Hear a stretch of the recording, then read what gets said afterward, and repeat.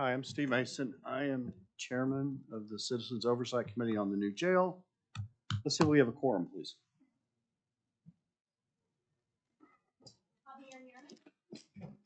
Present. Present. Here. Present. Here. Present. We have a notice that our meeting was properly posted on December 8th today, so we can continue. Where do we go next?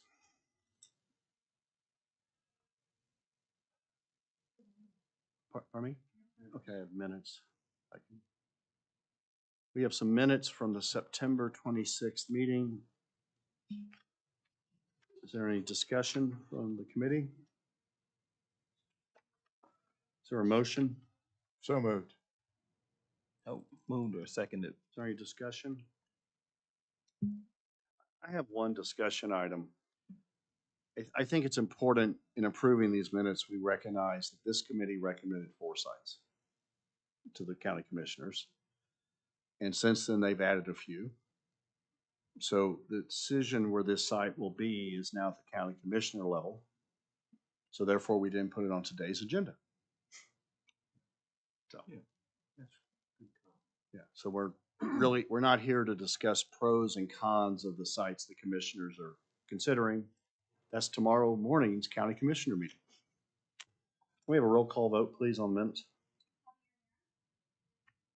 Yes. Aye. Yes. Yes. Yes.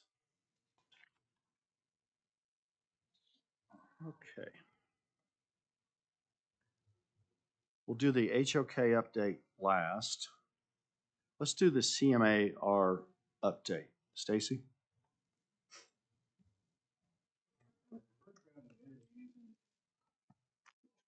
Round of interviews this week, Thursday, between Flintco and J.E.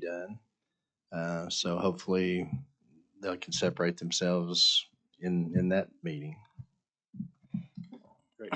While you're up here, the next item is voting on meeting dates for next year. Oh, let me go back. Was there any questions for Stacy from us or the public about the CMAR process? Okay, let's talk about when we want to meet next year, Stacy. Yeah, in order to meet the Secretary of State's timeline, you need to approve that today, and the clerks have recommended some dates and times for you, staying, I think, with that Tuesday that you did this year, and they're on the screen for you. If you like that schedule, then we'd recommend you approve that.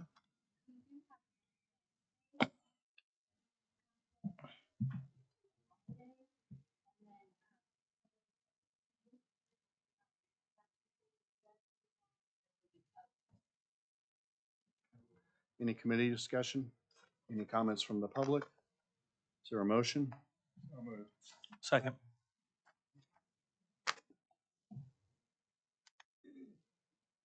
Okay, now we need to vote.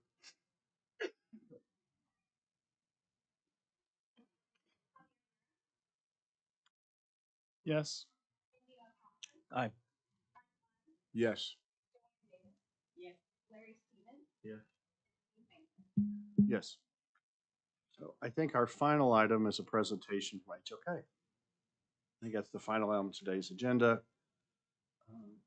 I'm excited they're here. This is their first presentation publicly about what they've learned, what a new jail should look like.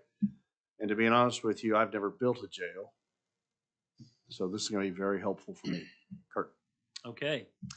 I'm Kurt Pardee with HOK. I'm the principal for us on this project, and I've been working with all of the county folks and everyone really that's involved with this project from the owner side and from our side and CJAC and everyone.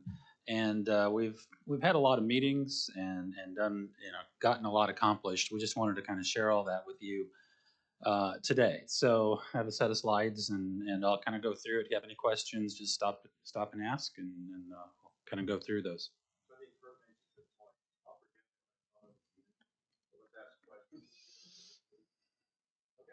Okay. All right. So one of the first things you have to do when you start a project like this is understand what the space needs are. So we've met with all the different folks here that you see. We have the detention officers and their staff. Spent time with them talking about jail operations and procedures, and how they book people into the facility, who all needs to meet with them. Um, the same thing goes with the medical providers and the behavioral health providers in the facility. When detainees first come into the facility, what is that process? What kind of exam do they do? How do they gather information? What kind of space will they need in order to do their job before people move into the facility? So, really meeting and talking about all those things is important as that initial first point where a detainee brought in by law enforcement is met. So we've done that. And then also, of course, had in-depth conversations with the detention officers and staff about jail housing, and the rest of the booking process, how they store inmate property.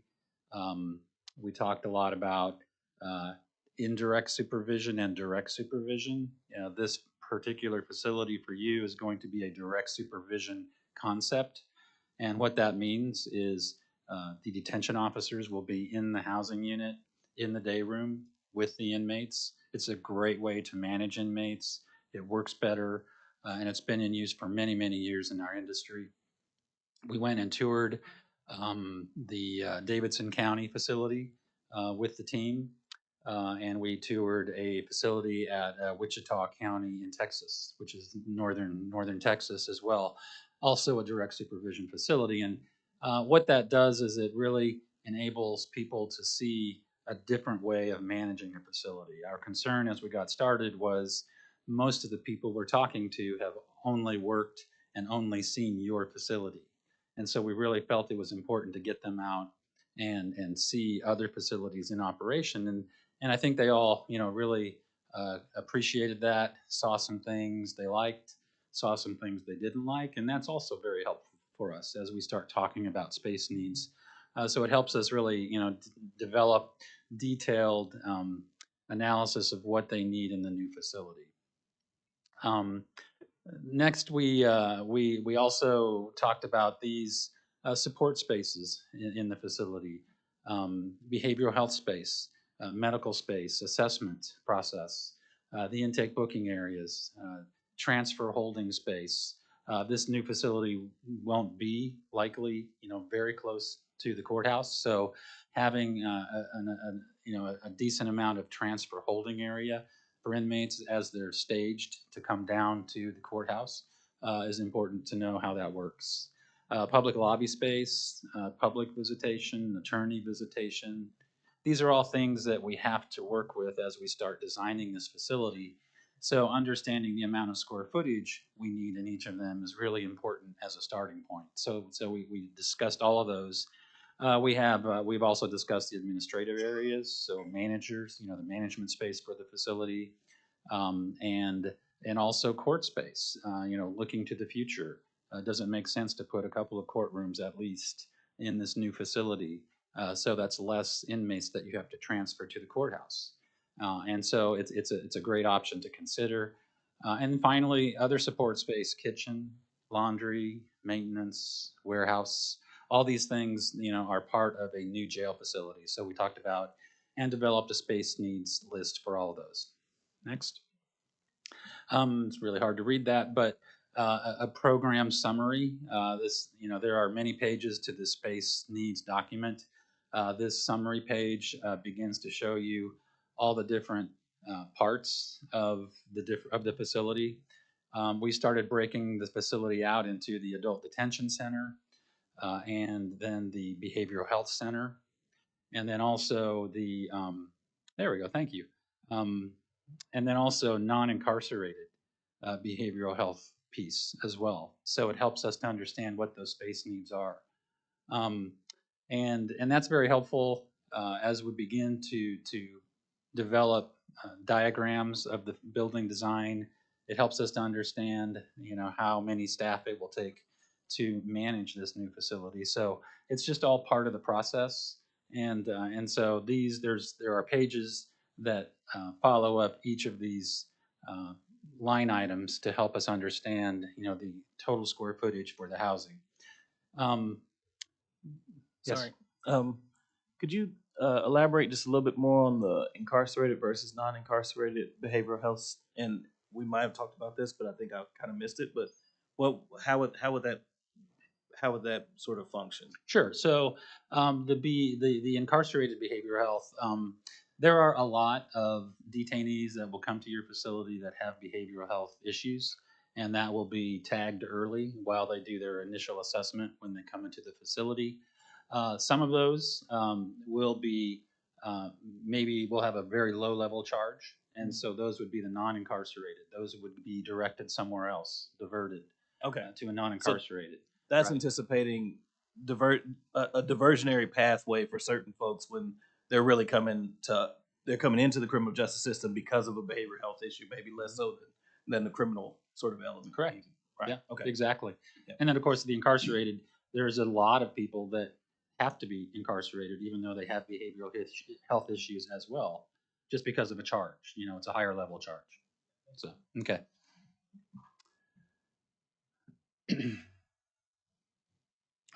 Next, we start to look at the number of beds in the facility. And, we are at this point still determining the final number of beds it will be. Guessing it'll be somewhere in the 1,600 to 22 to 2,400 range of beds. I think a lot of that is going to depend on many things. Of course, budget is one of them. Um, the county has, so what we do is we begin breaking that out into the different classifications. And we did a lot of homework with the county information that we received on the number of beds that they currently have, the classification of the inmates that they're currently holding, and we have maximum, medium, medium minimum, and we have dormitory.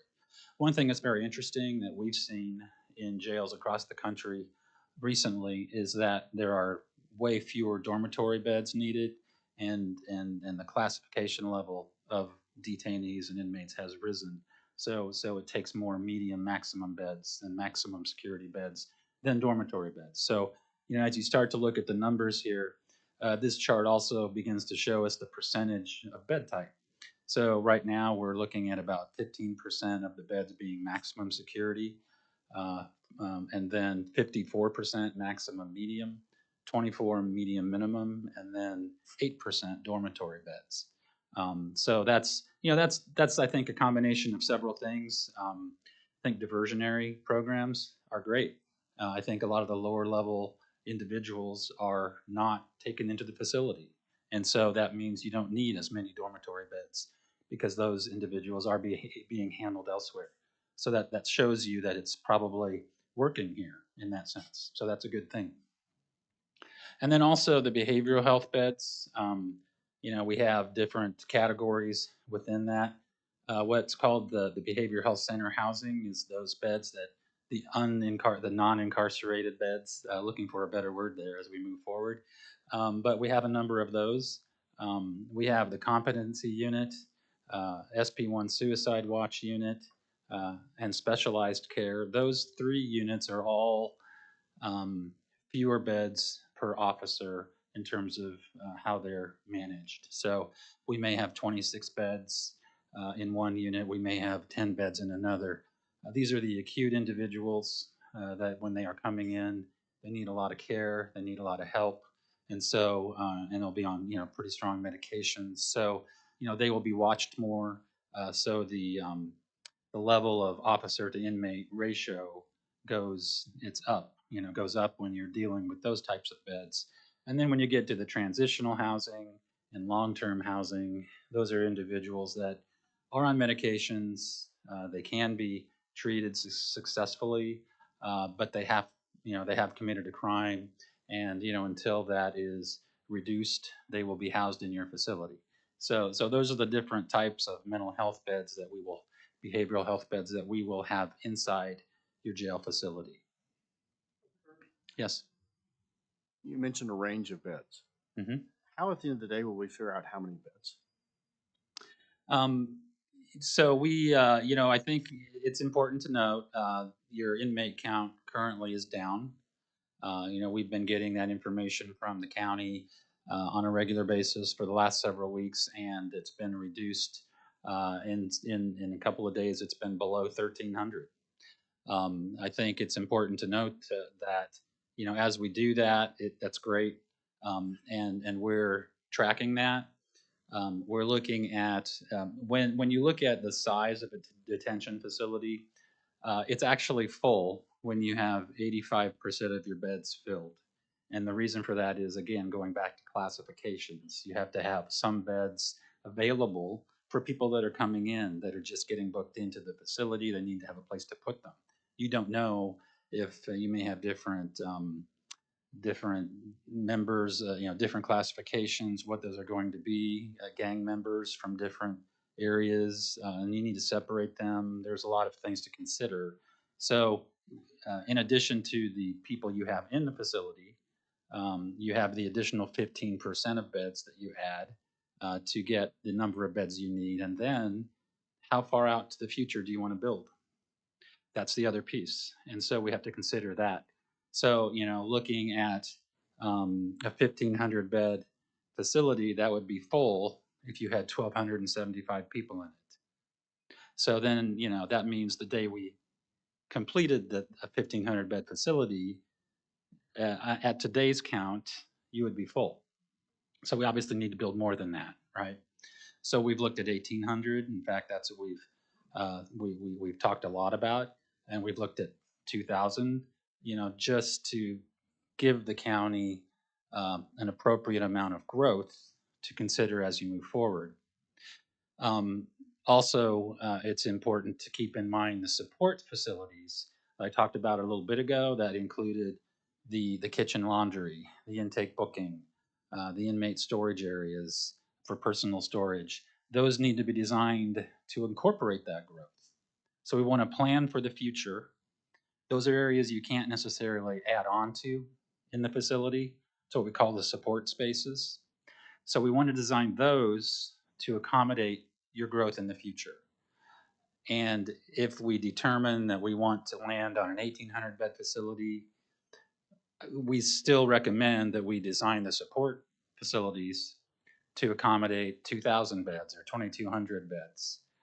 Right now, we have it actually at 2,400 beds. And I think it's important to look at the future. We're also looking at the population of Oklahoma County. Your population increase has been right around 1% per year. And so, as that looks to 40 years out, 50 years out into the future, what does that do to your bed count?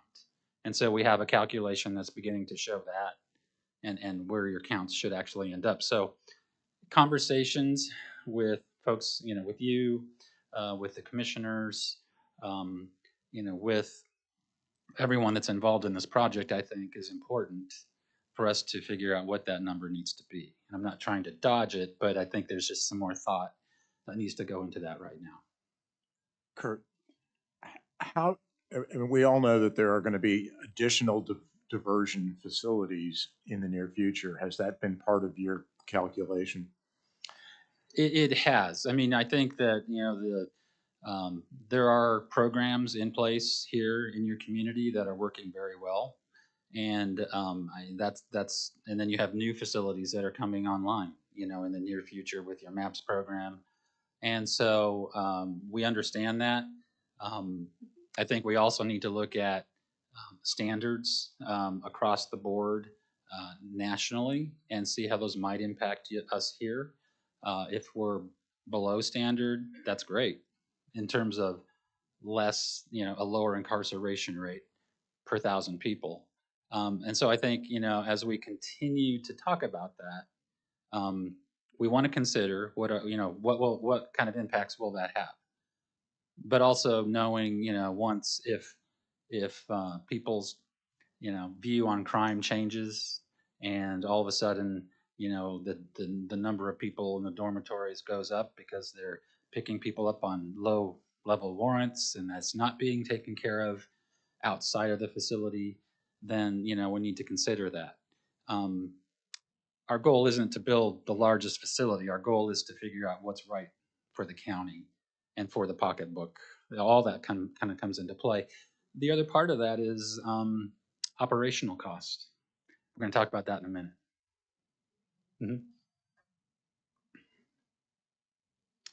So as we start looking at all the sites, we started with quite a few, but it quickly narrowed. And so we developed a facility layout. This is very, as you can imagine, this is very big picture, not a lot of detail other than the colors stand for things. So the blue that you see there is actually general population housing. The dark pink is incarcerated behavioral health housing. The lighter pink and the kind of light purple above that is a non-incarcerated housing. And then at the front, we have public space, public lobby, administration, courts, and we have staff space. Toward the rear, we have kitchen, laundry, facility support space, and then the orange is the intake, booking, assessment areas, along with vehicle sally port. So we kind of put a diagram like this together because it helps us to see, how does this facility function? What parts need to be separated? That non-behavioral or that behavioral health, non-incarcerated piece could go somewhere else. We've looked at St. Anthony's, the site, that is for sale as one option. If that were the case, then a chunk of this would go, that piece would go elsewhere, but it's a pretty small piece overall in the big scheme of things. So it really doesn't change the layouts that much as we start to look at them. But that's what this diagram is. And the other thing that as we've talked, it was determined that most everyone wants and feels that a one-level facility is the best way to go for the county. So what that means is all the inmate housing, whether it's general population or behavioral health housing, in this diagram, that's all on one level with a mezzanine. So it's one level of housing, but it has, that housing also has a mezzanine inside it. We'll see some pictures of that in a minute. So that's what this diagram does. And, we have looked at multiple level arrangements as well. Obviously, that takes less acres of site. But that's, we've at this point been focusing on this diagram as we've been looking at property. Okay. Mm-hmm.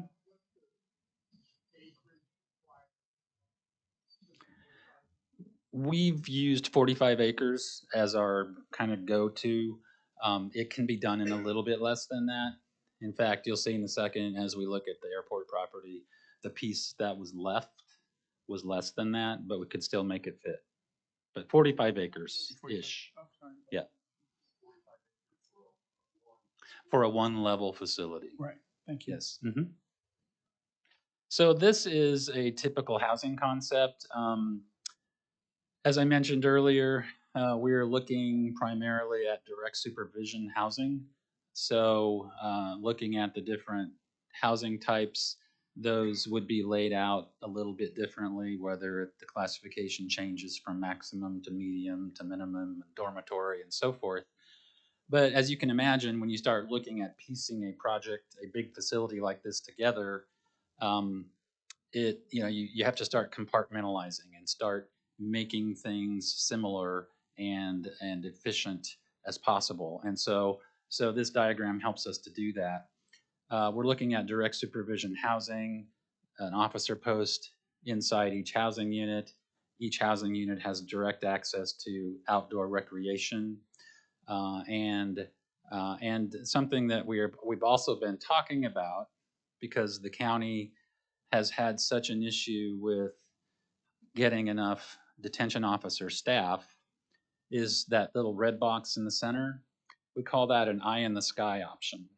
And so what we're doing there is at night when inmates are in their cells for the evening, it can take less officers to manage the housing unit. You can have a couple of people up there. You can have a rover on the lower level who has to be there to do cell checks throughout the evening. But it reduces the amount of staff you need. And so we're looking at that as a strong alternative to help us be able to reduce the staff. There's been ongoing issues with the number of staff the county has been able to hire to manage your current facility, which has been part of your problem. Building a new facility doesn't mean that problem goes away. It just means that we can do a better job of managing the inmates and feel better that you're not going to have the issues that you've been having with suicide and things like that.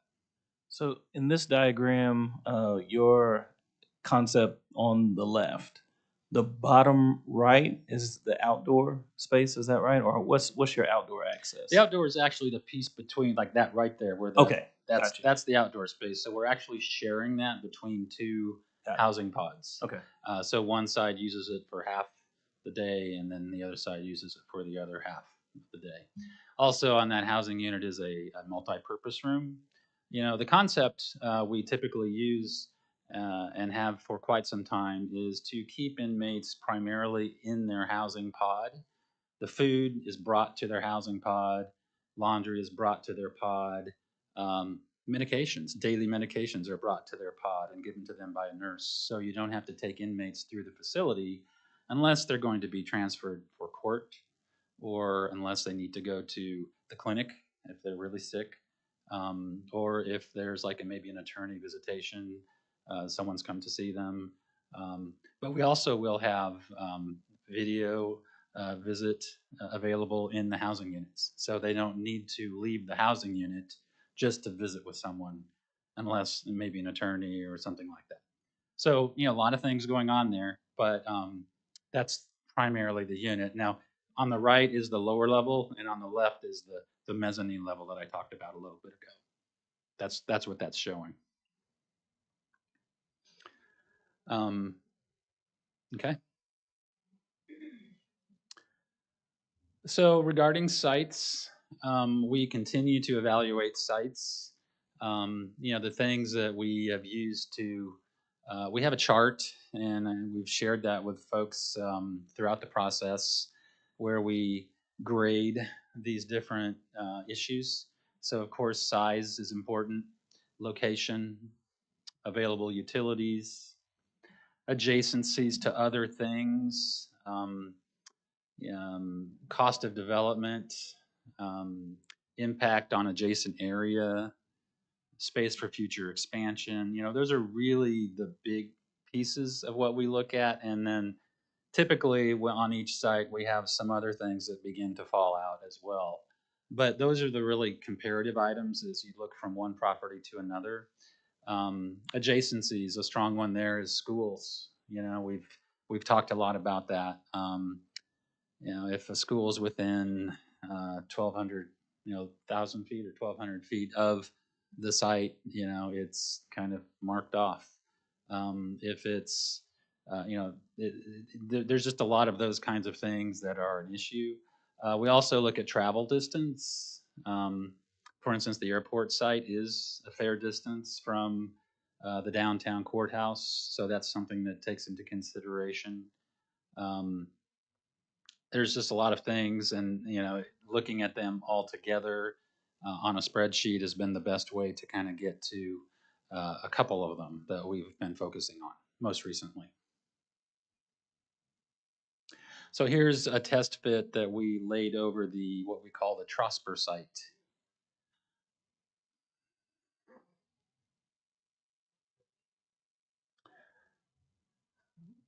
There you go. So this is, we kind of changed the shape of the diagram to fit what we felt worked best on the site. The kind of pinkish color to the left on this site is flood zone. There you go. So yeah, the pinkish color to the left here is really flood zone area. This site has good access from two main roadways. I think it was Grand on the east, and then on the south, I think it was 19th, or maybe I have that switched around. But you can begin to see, we have a public entrance side to the facility. We have a lot of the housing toward the rear. If you could scroll up just a bit, move it up. And this particular property has recently had this building built on the lower right corner of the site. So of course we stayed away from that. So it was Grand and 22nd Street there. Okay. So this is how we begin to do a test fit on an actual site and see how it works. There are a lot of good options with this site. However, we know there's also concern about schools. So that's just one of the issues we have with this particular location. So that's what we have for the Trosper site. And we also look at utilities and all those things. Okay. And then the next page is the airport site. There's been a lot of talk about the airport site. And again, to the right of the building here, we have the flood zone area. So trying to stay off of that. And in this particular case, the flood zone is not mapped. So it would require extra study if the county were to get it. That would potentially increase the flood zone area. So something, we were trying to come up with different alternatives to maybe move it to the left, maybe change MacArthur Boulevard to enable this site to still work. But as you can see, it does. And so this was one option we looked at as well. And that's part of our grading process as we continue to look at sites. Okay. So Kurt, on both these sites, how many beds are you showing? We're What are showing. you showing as far as expansion? Let's go back to that last one if you could, Cassie. Thank you. So on this one, we're showing 2,400 beds. Okay. We're trying to maximize. We want to make sure we don't produce something for the county that's going to give you problems in 20 years, for instance, right? That's silly. So even though, and if you build 2,400 beds initially, this is, the colored areas are that. So if we chose to build fewer, we wouldn't build all that today, but we'd have an area to expand. Correct. And you're not moving MacArthur. Correct. And then below and above, you can see some dashed boxes. Those are expansion. So those are reserved for expansion on this site. So I'm going to restate this a different way just to make sure I'm hearing what you're saying. So the design here is 2,000 something beds, but if we stuck with what you were saying earlier around the 1,800 number at least, that this what you're presenting here would essentially factor in some level of expansion. Like, oh yeah, right. Yes. In theory, we could scale back how much of this we did, and then and be leaving room for expansion with what you're showing. And that's in addition to your dotted lines. Correct. Okay.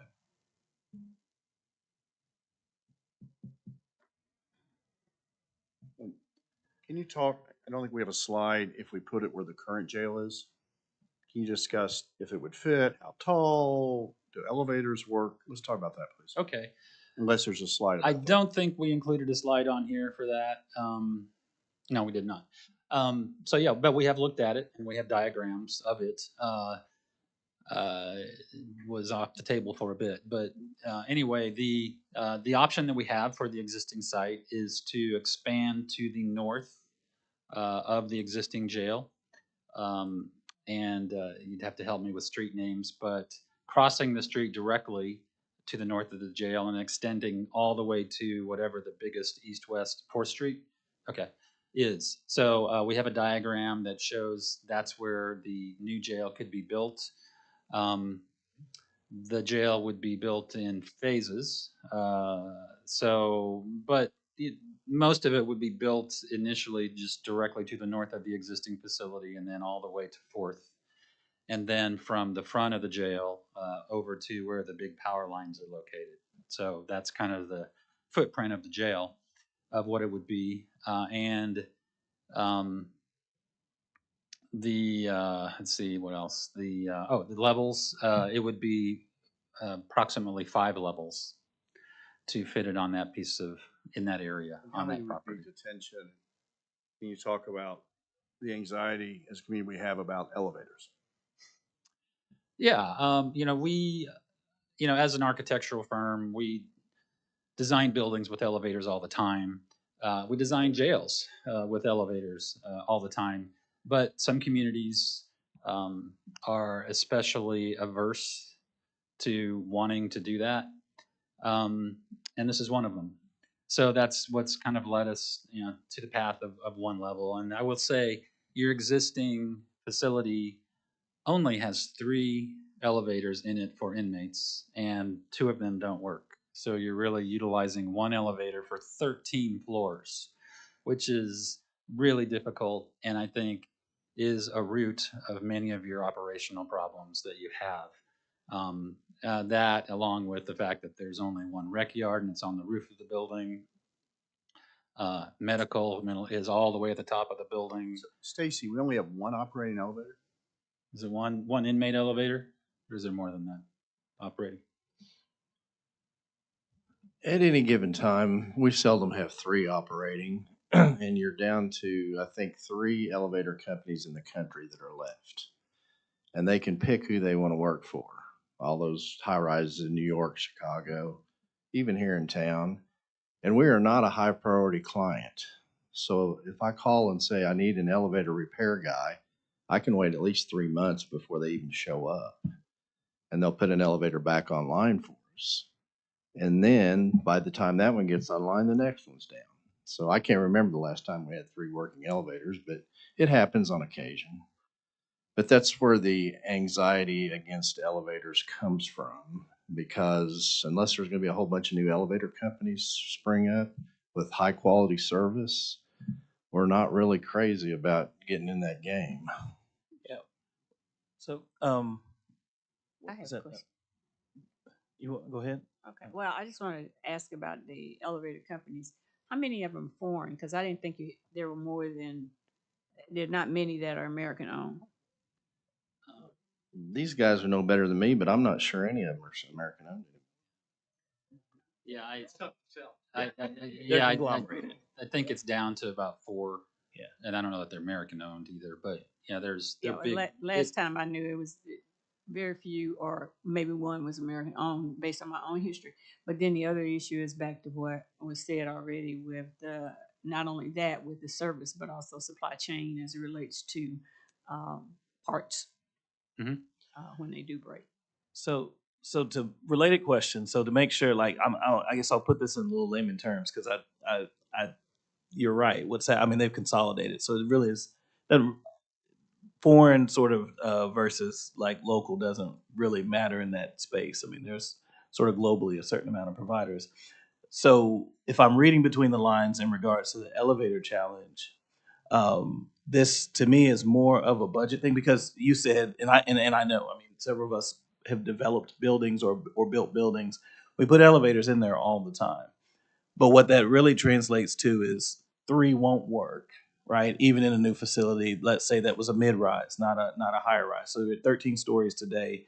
So if we were at 5 stories, 3 elevators still doesn't get the job done without alleviating this challenge, which essentially is a cost factor. It's either a cost factor or an operational factor that we have to think about when it comes to like going 5 stories. So I mean, we're talking about a lot more elevators probably to make sure that you have the redundancy that you need, and that's gonna this new facility could have more elevators than your typical office building because of the need for redundancy and getting people up and down. Right. I mean, you would likely have elevators dedicated to the movement of inmates. You would have elevators dedicated to the movement of food and laundry and maintenance. So you would have different types separated for that. So how many elevators and how many floors are, yes, of the 5? If you had a 5-level building, you'd have multiple, kind of like these diagrams. You would have general population housing, you'd have behavioral health population housing, and I think you could probably 3 or 4 for the general pop and 3 for the behavioral health pop. So it'd be 7 inmate elevators. Okay, 8 to 10. Right. Yeah. And of the 5 floors, how many would be guest and how many would be administration? Typically. Guest would be minimal, because again, we're not bringing people back to the housing units. You know, how many floors of the 5? How many would be guest and how many would be administration typically? Residents, inmates. Oh, three of the levels would be inmate housing, and then 2 would be support spaces and administration. Yeah. And I think one challenge with this site that Stacy's shared with me is we'd have to have a force main because the sewer won't flow. And then just the structure, because it's riverbed,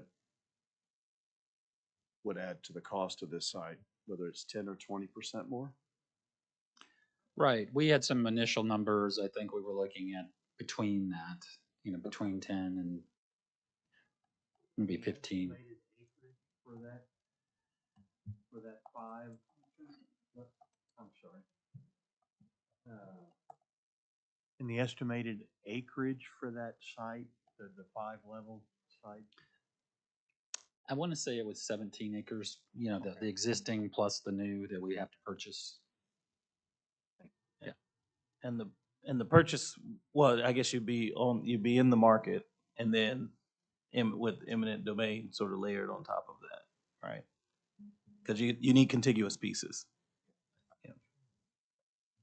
It's been mentioned to me there's some land for sale for the north that would be adequate, which would not require eminent domain. But we're still gonna have issues with maintenance. I know food service people do not like to come here to repair anything because it's not a great facility. And they're gonna run into more issues, so we're just perpetuating more maintenance if we choose to stay here.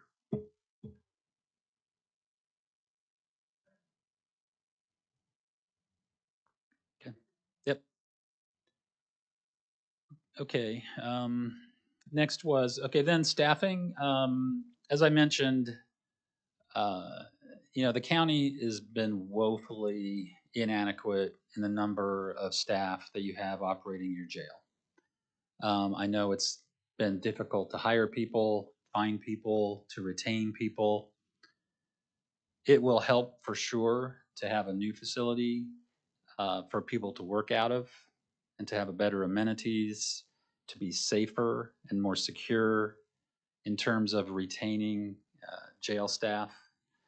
That's, we've seen that happen many, many times. When you have a new facility, that helps.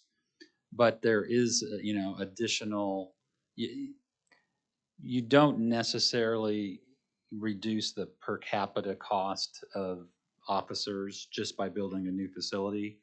And whether it's direct or indirect, the staffing is basically the same. And the requirements are basically the same. So, we really need to focus on the county being able to have more detention officers and jail staff on site. That's very important moving forward. We don't want to build a new facility and not be able to fund, for the county to be able to fund all of that operational requirement. So I just think that's the takeaway here. We started working on some diagrams here. It's a lot of detail. We would rather work with the sheriff's office to go through, or the jail command to go through this in detail. And that's going to be one of our upcoming meetings to really figure out the number of staff. But one important thing to note when you're doing that is, in doing staffing analyses, detention officers are required all the way around the clock, 24 hours a day, 7 days a week, every day of the year. So it's not just one person per position.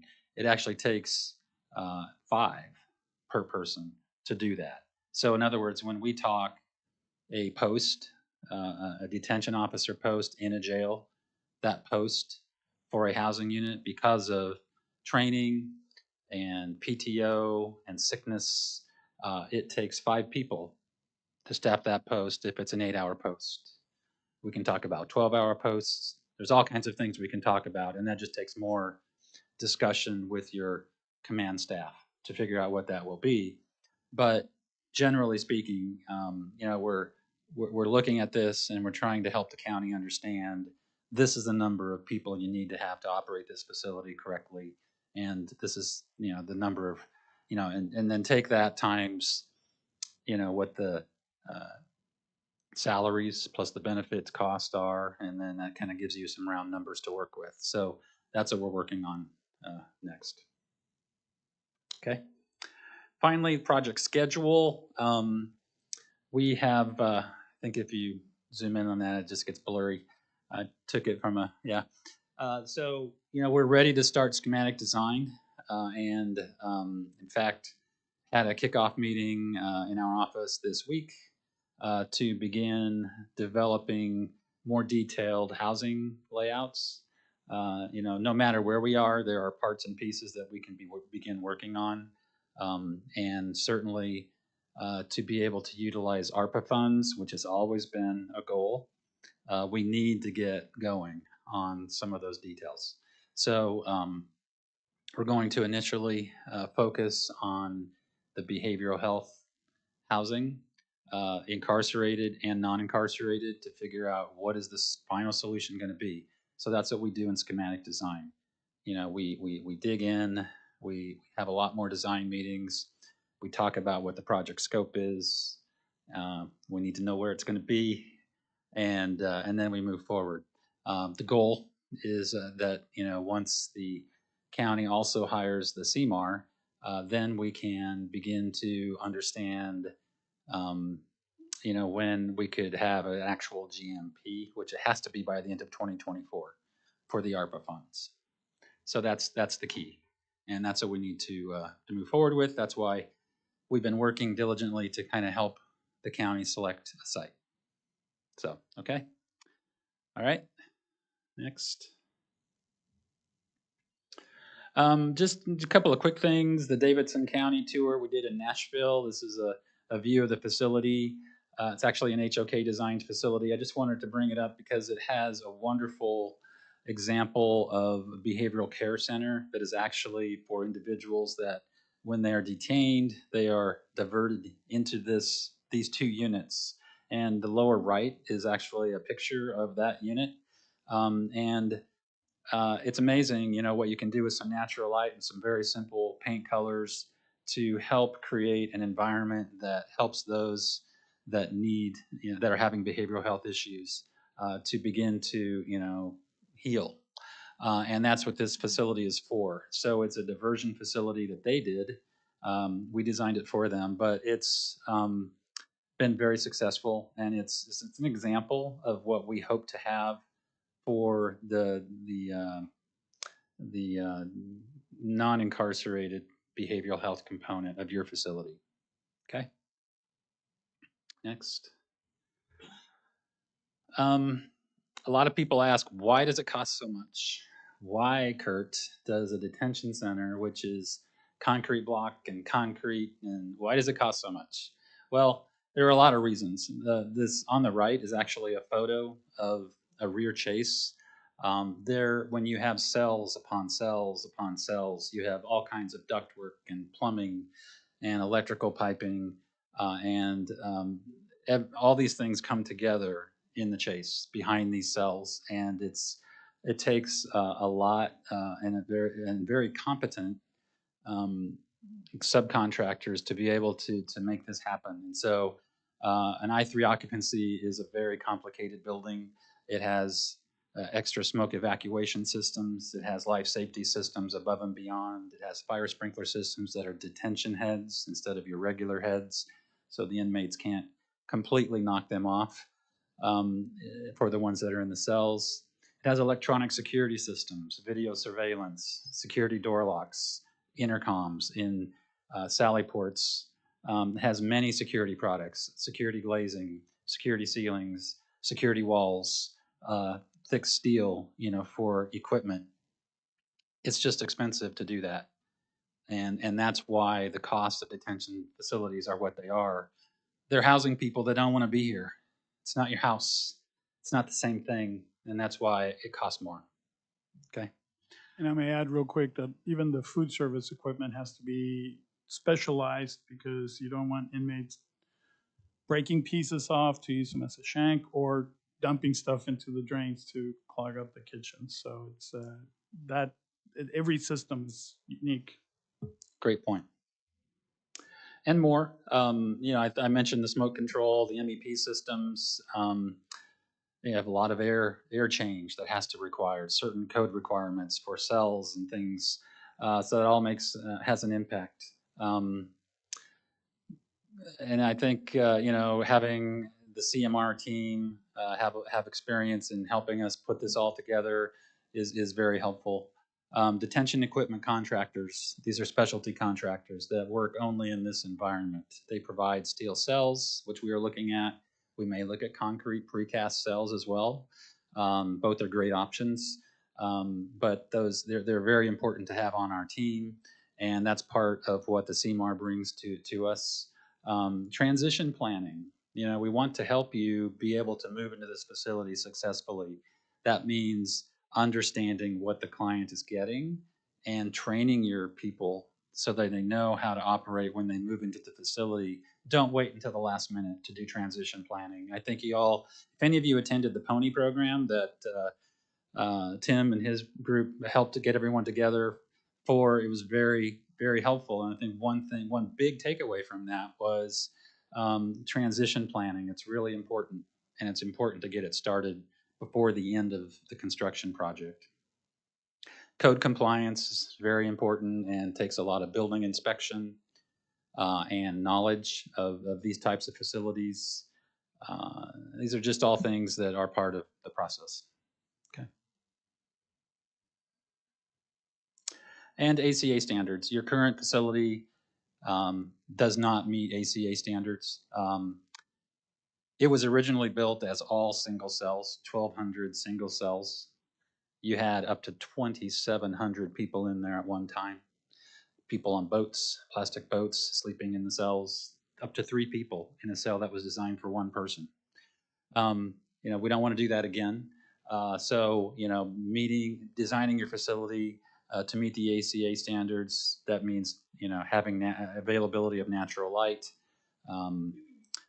recreation, electronic security, ventilation, lighting, emergency systems requirements, emergency generators.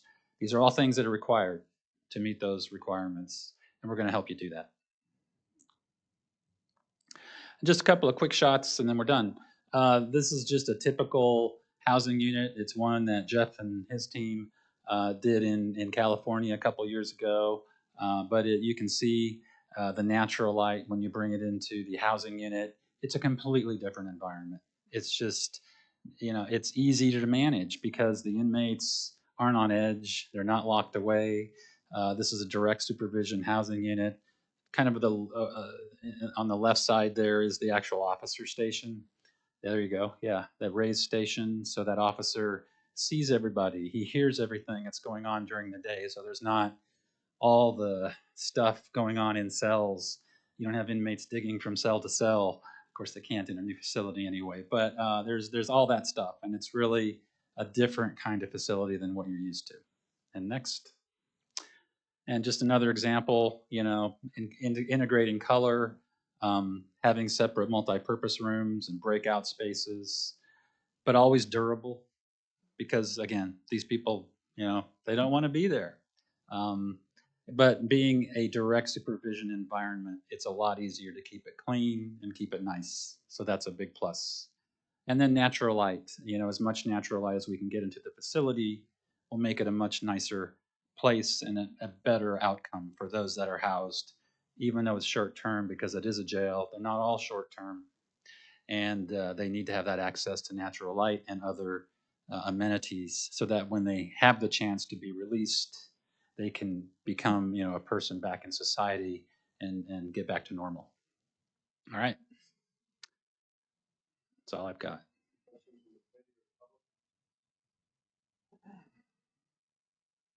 Thank you, Kirk. That was a very good presentation.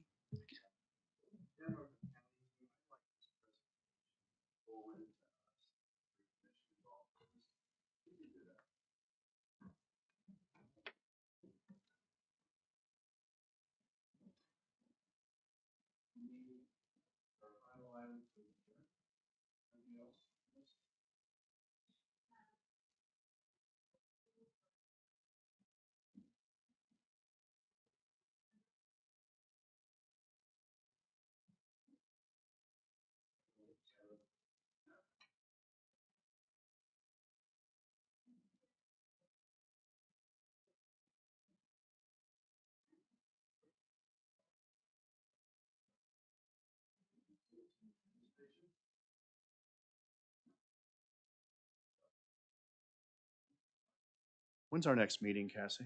That we, okay.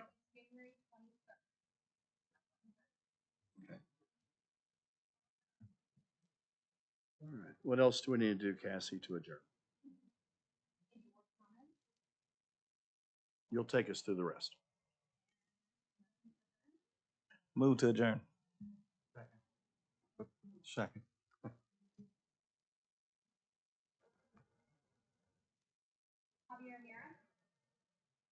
Yes. Aye. Yes. Yes. Yes. Yes. Thank you.